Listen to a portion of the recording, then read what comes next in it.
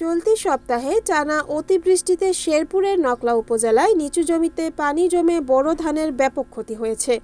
নকলা ও উরফা ইউনিয়নের প্রায় 25টি বিলে প্রায় 2000 হেক্টর জমির ধান পানির নিচে তলিয়ে গেছে।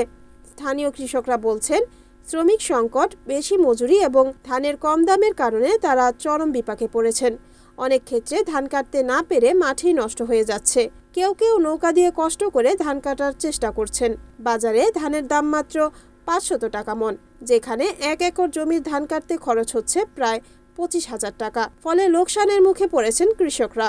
এদিকে কম্বাইন্ড হারভেস্টার থাকলেও পর্যাপ্ত যন্ত্রের অভাবে সব জায়গায় ব্যবহার করা যাচ্ছে না বলে জানিয়েছেন সংশ্লিষ্টরা। স্থানীয় জনপ্রতিনিধিরা জানিয়েছেন, ক্ষতিগ্রস্ত কৃষক পরিবারগুলো চরম দুর্দশার মধ্যে রয়েছে। উপজেলা কৃষি অফিস বলছে, বাম্পার ফলনের সম্ভাবনা থাকলেও অতিবৃষ্টিতে স্বাভাবিক ক্ষতি হয়েছে। দ্রুত সহায়তা না পেলে ক্ষতির পরিমাণ আরও বাড়তে পারে বলে আশঙ্কা করছেন কৃষকরা। এই বসে যে বাউসিগুলো তোলা তাই আমার ধান কাটন লাগে, তাই আমরা কাটা হইতেছি না, সব ধান আমগর ধান তলে। ধানের বাজার 600 টাকা, কামলা মানে 1200 টাকা। ধানের বাজার 600, কামলা। এই কাটলার আগে হুনা আসেনি, খেত একবার পানি উঠছি, উঠতে হাইরা কমেছে।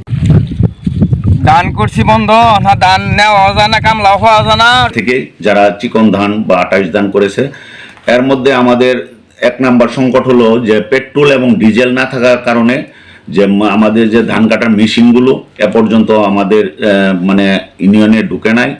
নকলা উপজেলায় এবছর পুরো আমাদের লক্ষ্যমাত্রা ছিল 12,425 হেক্টর। লক্ষ্যমাত্রা বিপরীতে সম্পূর্ণ লক্ষ্যমাত্রা আমাদের অর্জিত হয়েছে। আশা করি আবহাওয়া অনুকূলে থাকলে আমাদের এই বুড়ো ফসল নকলা উপজেলায় বাম্পার ফলন হবে এবং কৃষক লাভবান হবে বুড়ো ফসল চাষে। Report Yusuf Ali Mondal, NNTV, Sherpur.